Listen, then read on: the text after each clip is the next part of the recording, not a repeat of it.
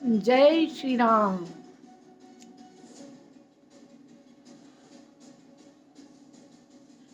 मित्रों, आजकल साहित्य में एक चलन चल रहा है कि जो भक्तियुगीन काव्य धारा है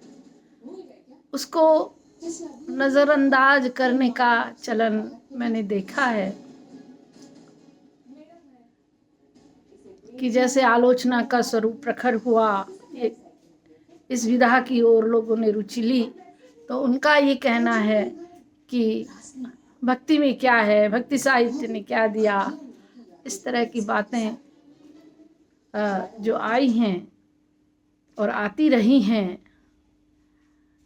हम अपने आसपास इस तरह की बातों को सुनने के आदी भी हो चुके हैं।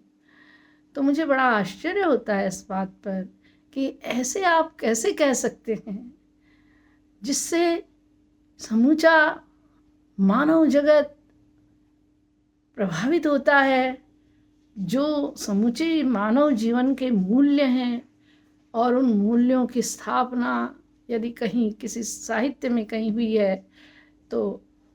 भारतीय साहित्य की दृष्टि से मैं कहना चाहूँगी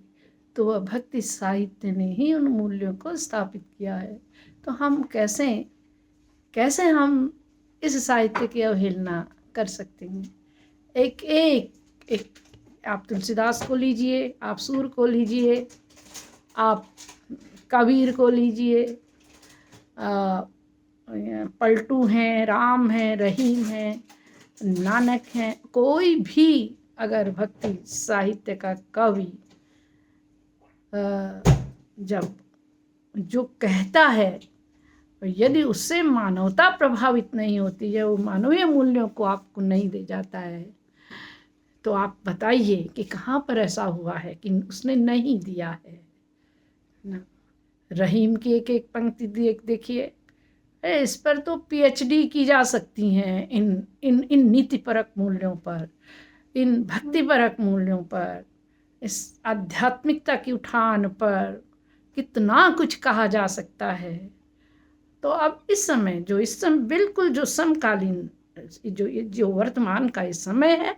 जब हमारी सनातन परंपरा को स्थापित करने की बात हो रही है, तो ये समय हमारे हित में है, ये मानवता के हित में है कि कम से कम हम अपने उन